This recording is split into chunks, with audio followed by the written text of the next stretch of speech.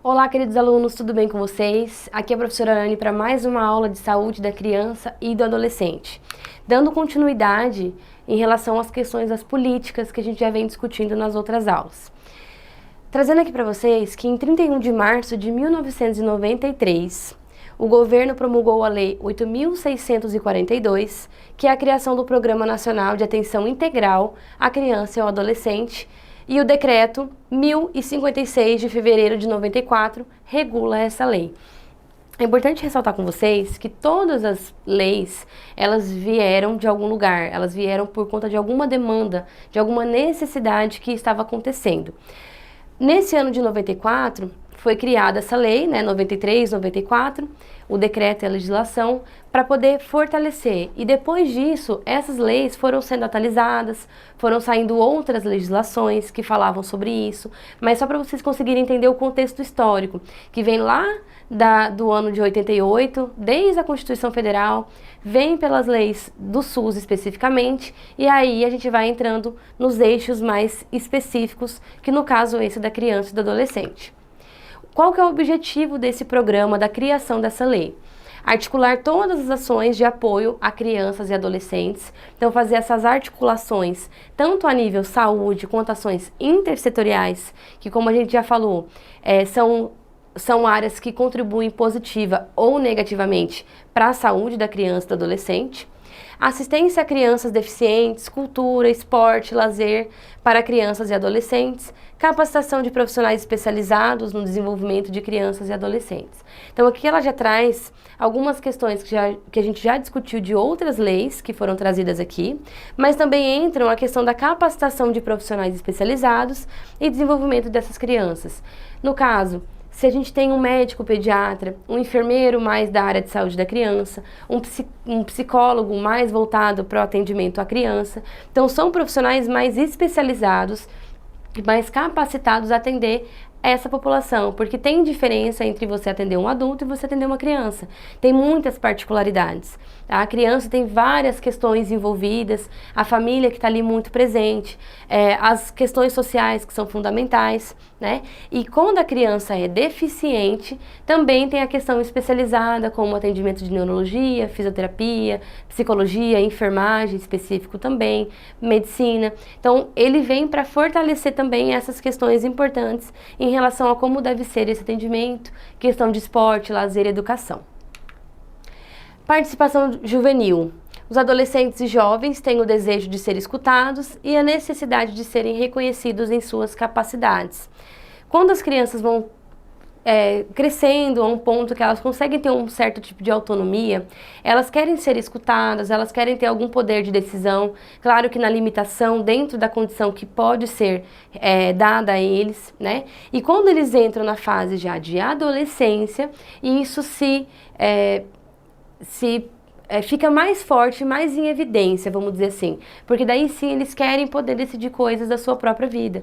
Então, essa participação do juvenil, ela é garantida também na legislação, só que a gente tem que saber que também existem limites, até mesmo para conseguir saber até onde essa criança pode ir, porque ela tem direito à participação, mas dentro daquela regulamentação, daquele nicho familiar e social em que ela convive. Acreditar que a participação juvenil não é apenas uma maneira de trazer os jovens para perto, é também uma forma de fazer com que tenha uma criação desse vínculo, com que essa criança se sinta acolhida, se sinta parte do todo e que dessa forma ela possa trazer as demandas quando forem possíveis. Por exemplo, uma criança que tem algum tipo de abuso, sofre algum tipo de abuso, se ela não tem um vínculo muito bem estabelecido, seja com uma professora no nível intersetorial, seja com um enfermeiro, um médico do atendimento que é realizado para ela não vai ter essa abertura para conseguir falar sobre. E se a gente não conseguir ter esse olhar diferenciado, esse olhar para aquela criança nesse nível, a gente não vai conseguir perceber que ela está sofrendo isso. Então, até nesse contexto, a gente também tem que garantir a participação juvenil, mas também no sentido de criação de vínculo.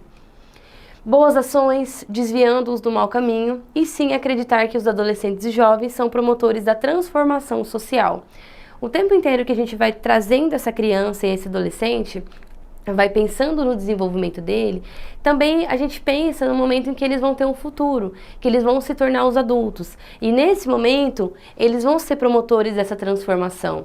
Se eu não garanto a proteção, ou se eles se envolvem em má condutas, ou com drogas, vamos dizer assim, com coisas ilícitas, isso vai se perdendo. E quando ele se tornar um adulto, provavelmente as coisas vão ser bem mais difíceis, vão ser bem mais complicadas de conseguir resolver. Então, as políticas, como vocês podem perceber, elas não trazem só questões de saúde, elas trazem questões mais macro, mais ampliadas.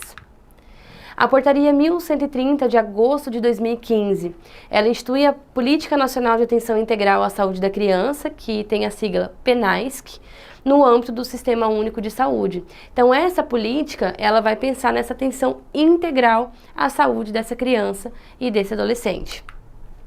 Essa política, ela foi criada no âmbito do SUS, mas ela rege várias questões importantes em outros níveis, tá? E ela vem trazendo uma série de questões importantes, de diretrizes, de como proceder, de como assistir a essa criança. Então, o artigo 3º dela traz que, para fins do PNASC, considera-se, ela vem designando para a gente também o que é considerado uma criança, quais são as faixas etárias. Então, a criança é a pessoa na faixa etária de 0 a 9 anos, ou seja, de 0 a 120 meses, né? De 0 a 120 meses. Então, esse é o período que a criança é considerada criança mesmo. A primeira infância, pessoa na faixa de 0 a 5 anos, ou seja, de 0 a 72 meses. Ele vem trazendo essa definição, essa distinção.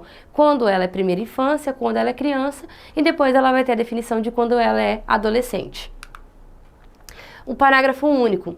Para fins de atendimento em serviços de pediatria no SUS, PNASC contemplará crianças e adolescentes até a idade de 15 anos. Apesar da idade de 12 anos até os 18 já entrar como adolescente em algumas outras leis, aqui ele traz que no parágrafo único eles vão aceitar para atendimento com o pediatra até 15 anos, tá? Mas isso é uma coisa que eles fazem em critério excepcional para conseguir garantir que essas crianças sejam atendidas numa faixa etária um pouquinho mais ampliada. Ou seja, 192 meses, sendo este limite etário possível de alteração de acordo com as normas e rotinas do estabelecimento. Quando a gente pensa no âmbito mais privado, na iniciativa privada, muitos consultórios de clínica médica que não é pediatria, eles atendem crianças de 13, 14, 15 anos já como clínica médica mesmo, sem ser pediatria. Eles aceitam dessa forma. No âmbito do SUS, a depender da instituição que ele tiver, é garantido por lei que até os 15 anos ele pode ser atendido. O PNASC é orientado pelos seguintes princípios: direito à vida e à saúde, né, que isso é garantido para eles, e essa saúde em caráter integral, em todos os sentidos da vida dele. Prioridade absoluta da criança, eles têm legislações prioritárias, legislações que garantem que eles tenham um acompanhante, então eles têm uma série de benefícios, de direitos estabelecidos. Acesso universal à saúde, isso é um direito garantido a todos, mas a criança também tem esse acesso universal, livre de qualquer tipo de discriminação, de preconceitos. Integralidade do cuidado, atendimento desde o momento do pré-natal, desde a sua concepção até o momento que ele está criança e adolescente, até o momento que ele já está ali fazendo uma consulta mais especializada para outras questões, tá? Desde do nível de atenção básica, atenção especializada, média e alta complexidade. Equidade em saúde, eu trouxe esse termo para vocês em outra aula, que significa você dar mais para quem tem menos, para que isso se iguale e eles consigam receber um atendimento equitativo. Ambiente facilitador à vida, que eles tenham uma escola, um meio social, uma família que possa acolhê-lo e protegê-lo.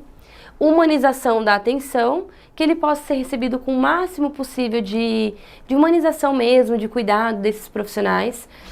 Quando a gente pensa em humanização, é interessante a gente relembrar que sempre que a gente faz uma sala de vacina, por exemplo, a sala tem algumas cores diferentes, tem alguns bichinhos pendurados na parede, exatamente para garantir que essa criança chegue e tenha um atendimento num lugar onde ela se sinta mais confortável, também entrando no princípio da ambiência, né?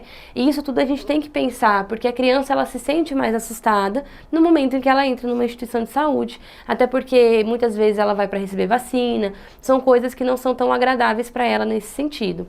E gestão participativa e controle social, que significa que a população pode sim opinar e ter ter voz em relação ao que está acontecendo no âmbito da saúde. Por isso são criados os conselhos municipais, o controle social e a gestão participativa também são garantidos por leis, pela Lei 8.142, que é também específica do SUS, e tudo isso a gente vai tentando buscar para que eles consigam dizer realmente o que eles necessitam. E aí a gestão conseguir trazer para eles de volta as ações em saúde, como acontece em relação a essas leis que a gente já falou por aqui, tá bom? Por hoje é só, eu espero que vocês tenham gostado, que vocês tenham entendido um pouco mais essa questão da lei, e a gente vem nas próximas aulas falando um pouquinho mais sobre o PENASC especificamente, tá bom? Até mais, tchau, tchau!